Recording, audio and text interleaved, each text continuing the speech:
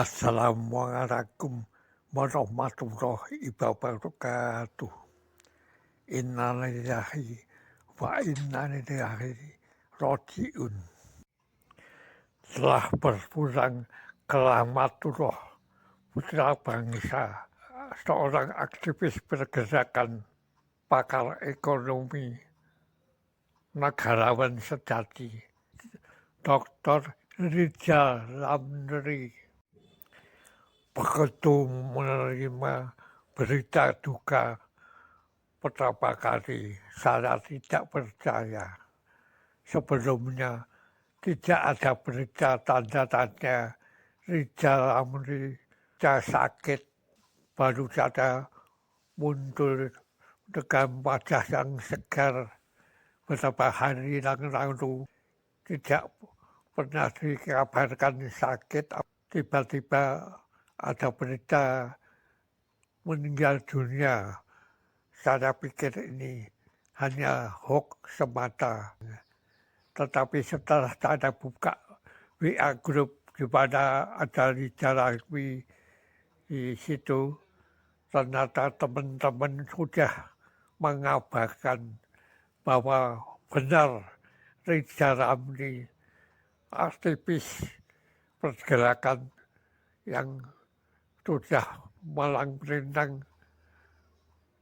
jadi menteri beberapa kali, yang benar-benar berita duka ini baru percaya. Rasanya jadi menerima kenyataan bahwa Rizal Ramli sudah mendahului kita. Terasa lemas, lesu, ya kaget. Tidak senangnya Rizal Ramli usianya baru kepala 6, belum sampai 70. Lebih muda dari saya yang sudah menginjak usia 70. Rizal Ramli, sahabat yang baik dalam dunia lingkungan, aktivis pergerakan mahasiswa. Saya pertama kali mengenal Rizal Ramli tahun 1977,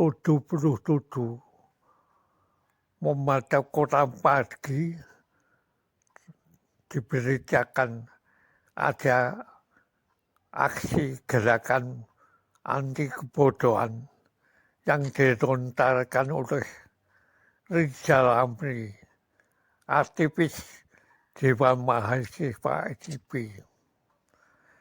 Saya punya kesan, ini aktivis hebat ini, Rizal Ramli. Langsung saya pergi ke Sekretariat Dewan Mahasiswa ITB. Kebetulan ketemu langsung Rizal Ramli bersama teman-teman yang lain. Saya bilang sama Rizal, bagaimana sebaiknya kalau gerakan anti kebodohan ini diperluas sebagai gerakan mahasiswa ke Bandung. Ya. Rizal menjawab, ya baik-baik aja, bisa, terus bagaimana? Ya, Dewan Mahasiswa ITB mengundang seluruh Dewan Mahasiswa se-Bandung aja. Gimana? Kebetulan di situ ada sama ada teman-teman yang lain. Ya baik, ya, tadi kan gerakan mahasiswa Bandung. Akhirnya tidak berapa lama, beberapa hari kemudian datang undangan dari Dewan Mahasiswa ITB. Ternyata tidak banyak yang mau hadir. Ada beberapa Dewan Mahasiswa dan Senat Mahasiswa. sebab memang kondisi politik waktu itu masih terkekang. Sejak adanya peristiwa Malari, pada tanggal 15 Januari tahun 1974 di Jakarta yang mengakibatkan proyek Pasar Senen kebakaran, yaitu yang tokohnya Hardiman Siregar, Ketua Umum Dewan Mahasiswa Universitas Indonesia. Maka sejak itu keluarlah larangan dari Pangkom Kapten Jenderal Sujomo dan keluar SK 028 oleh Menteri Pendidikan Major Jenderal Sarip Jaip yang melarang kegiatan mahasiswa di luar kampus, hanya diperbolehkan kegiatan mahasiswa berlangsung di dalam kampus. Maka sejak itu, sejak tahun 74 sampai 70 ini, kegiatan mahasiswa praktis vakum. Tidak ada yang berani mengadakan kegiatan di luar kampus.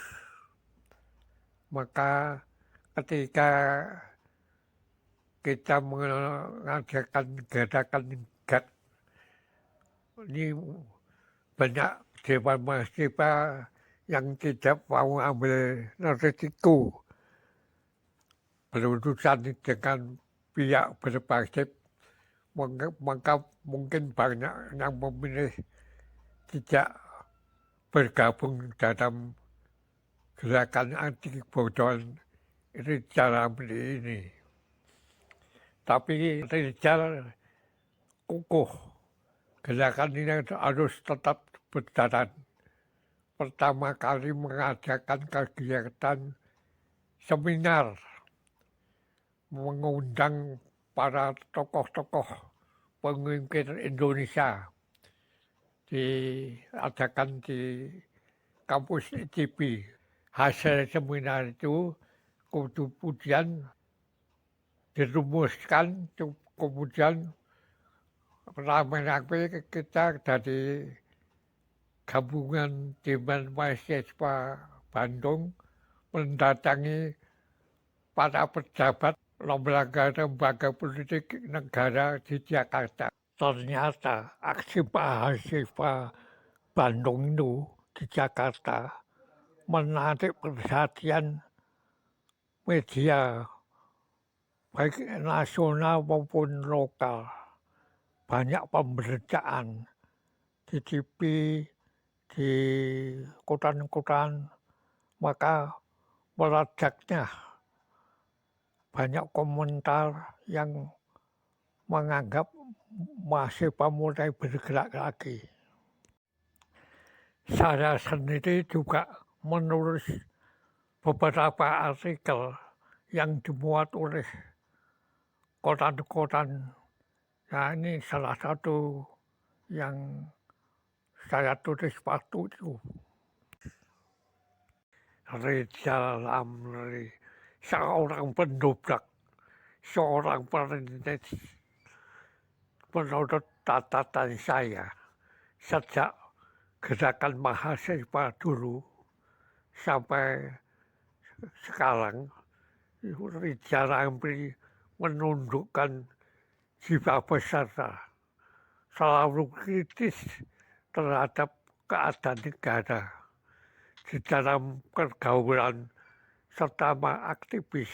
Rizal Ramli ternyata orang yang humble, tapi terhadap persoalan mendasar menyangkut negara, dia selalu bersikap keras, tidak mengenal kompromi, tidak mengenal orangnya belak-belakan, apa adanya, apa yang benar, apa yang salah. Dia terhadap kawan-kawan aktivis selalu perhatian, selalu menunjukkan kasih sayangnya. Ketika Rizal Ramli diangkat jadi menteri Menko Perekonomian, paginya dilantik, malamnya mengundang semua tahanan politik, aktivis mahasiswa se-Indonesia di rumah dinasnya. Pada malam itu kumpul semua aktivis menyambut, memberikan ucapan selamat kepada Rizal Ramli. Tiba-tiba dia memanggil saya ke sini. Nah, setelah duduk berdua sama dia, disaksikan oleh semua teman yang hadir malam itu, yang mengatakan, kamu besok datang ke kantor Menteri Keuangan, akan saya terbitkan surat keputusan pengangkatan kamu sebagai komisaris BUMN. Nah, saya kaget, nggak mengira ditunjuk Rizal Ramli untuk jadi komisaris BUMN. Terus mengatakan, apa benar Rizal ini? Ya, kamu yang pertama mengganti komisaris BUMN. Saya mengatakan, saya terima kasih atas pengorbanan besar ini. Jadi komisaris BUMN ini.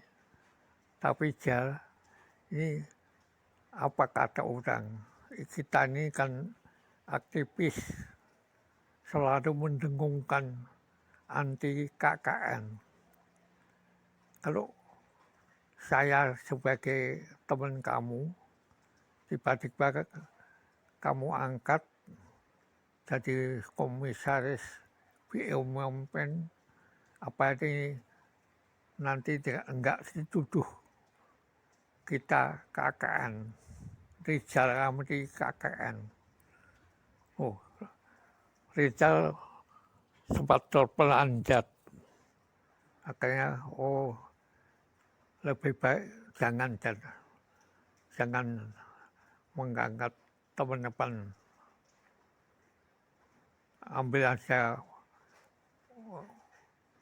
pegawai BUMN yang karir, pegawai karir. Rizal akhirnya coba mengangguk-anggukkan kepala sampai tepuk pundak saya, ya.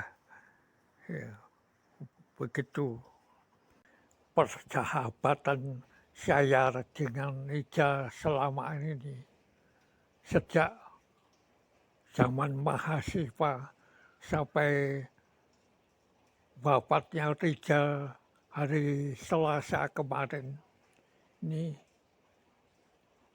berlangsung baik, tidak pernah terjadi konflik walaupun Rizal terkenal keras, terkenal tegas, bahkan debat dengan Rizal ini berlangsung panas biasanya. Saya memberi catatan khusus terhadap Rizal Ramli. Beliau adalah teman yang sangat baik. Saya rasakan selama bersahabat dengan Rizal, selalu harmonis. Tidak tahu apakah kawan-kawan lainnya juga merasakan. Tapi saya lihat Rizal ini selalu punya teman-teman yang baik. Rizal sudah mahasiswa sampai Rizal jadi orang besar, jadi menteri di jabatan macam-macam. Tidak pernah berubah. Rizal yang dulu waktu mahasiswa sampai Rizal yang sekarang ini sama, menghargai terhadap teman ini tidak berubah. Saya merasakan betapa Rizal menghargai saya. Mungkin teman-teman juga merasakan bagaimana Rizal selalu menghormati teman-teman sendiri. Kalau saya punya acara mengadakan seminar atau pertemuan lainnya, mengundang Rizal Ramli, selalu datang. Tidak pernah sekalipun beliau menolak undangan saya. Waktu sibuk menteri, sudah banyak acara kenegaraan, masih sempatkan untuk menghadiri acara saya. Pada suatu saat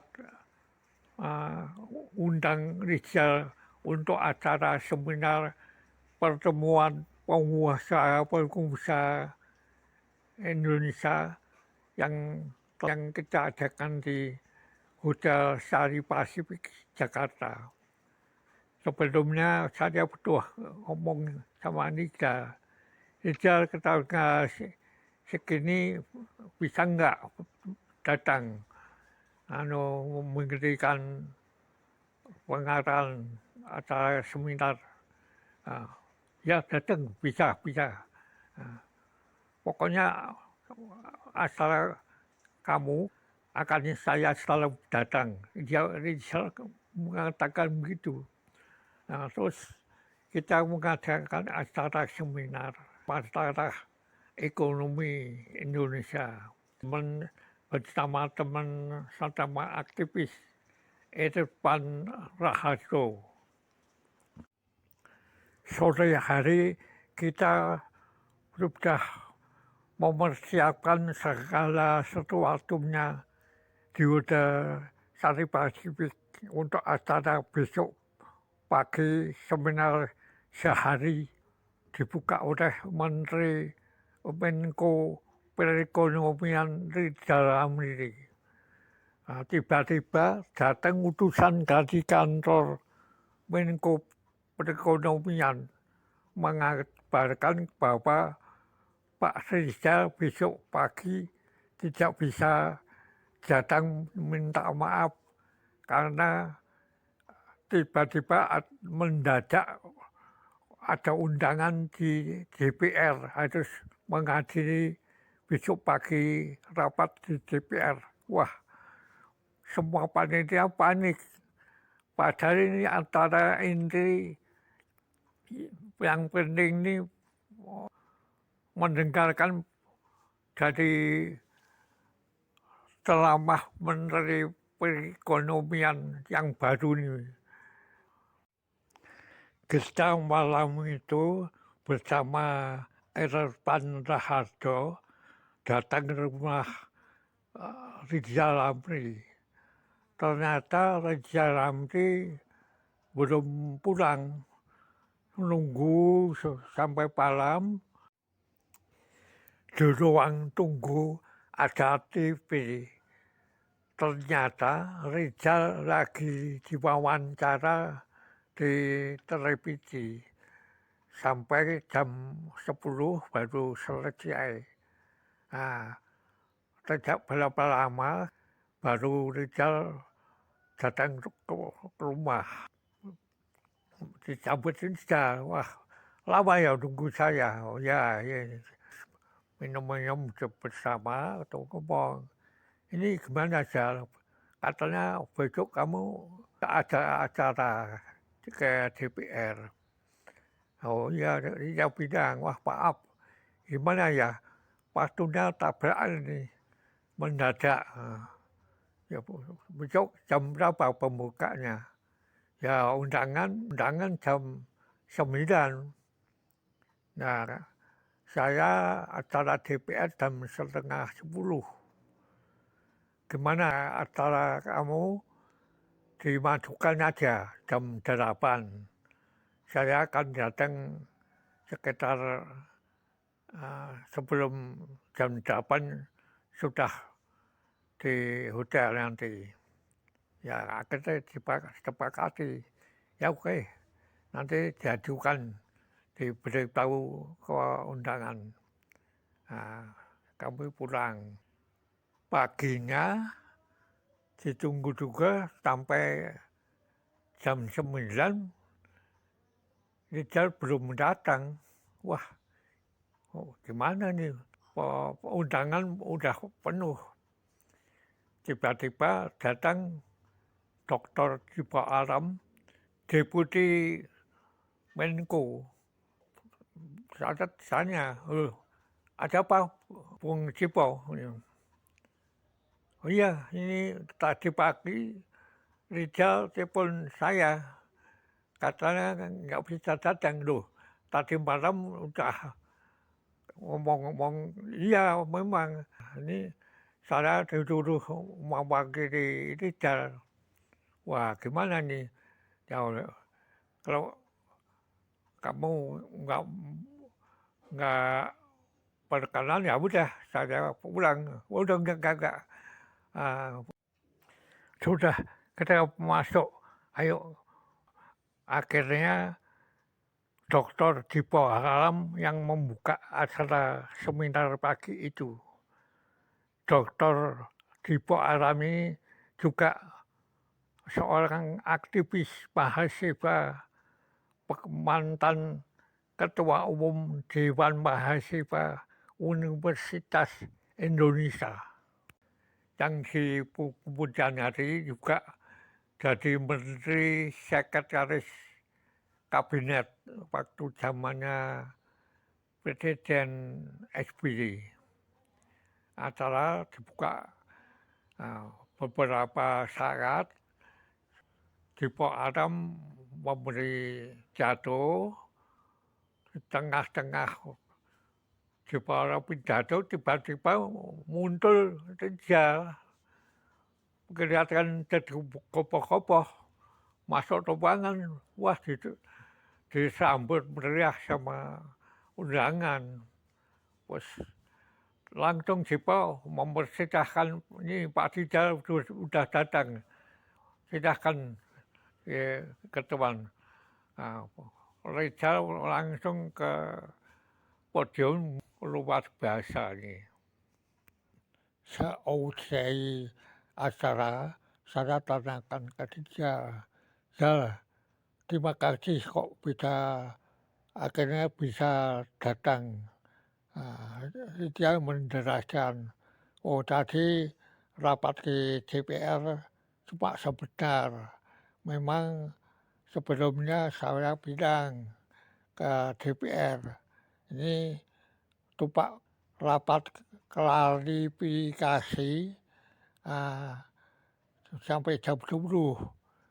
Nah, soalnya saya ada jadwal rapat sampai Presiden jam 10, maka harus kembali ke istana lagi. Maka rapat tadi selesai jam 10, saya pulang.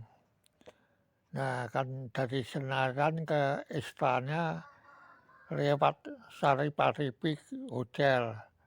Nah, tinggal muter di patung kuda belok ke sini. Maka saya sempatkan mampir ke acara kamu di ujar Saripati. Sungguh mengharukan kalau mengingat jasa besar Rijal yang berjiwa besar. Setelah itu atensi kepada teman-teman aktivis kita sama Rijal sama-sama dulu tahanan politik di Kodam Siliwangi, Bandung. Selepas dari tahanan, kata ada kebijaksanaan pemerintah Soeharto yang mendeponir perkara kasus mahasiswa, jadi praktis hukuman yang pada diadili karena hukuman tidak dilanjutkan. Selepas dari tahanan, Rijal mendapat beasiswa sekolah di Amerika. Saya lepas dari tahanan politik mendapat pekerjaan di LP3ES. Terus saya ditempatkan di Jogja untuk bergabung dengan tim penelitian Pak Rachid Baswedan, ayahnya Anies Baswedan. Dulu ayahnya Anies ini sama-sama kerja di LP3ES, ditempatkan di Jogja. Nah, begitu Rijal pulang dari Amerika, udah dapat master ekonomi. Beliau tahu waktu itu saya dipindah ke posisi sebagai Dewan Redaksi Majalah Prisma LP3ES. Terus Rijal menemui saya. Rijal mengutarakan niatnya jadi redaktur Majalah Prisma. Ini kan dulu Prisma ini sebagai jurnal ilmiah satu-satunya di Indonesia. Kemudian Rijal datang ke kantor, bertemu sama teman-teman Prisma. Nampaknya teman-teman di Prisma menyambut baik Rijal masuk menjadi Dewan Redaksi si Prisma sebagai tim redaktur ekonomi. Tapi karena Rijal akan kembali ke Amerika untuk mengambil gelar doktornya, Rijal sebagai penulis lepas dari Prisma. Akhirnya beberapa tulisan Rijal selalu dimuat sebagai overview. Terima kasih. Wassalamualaikum warahmatullahi wabarakatuh.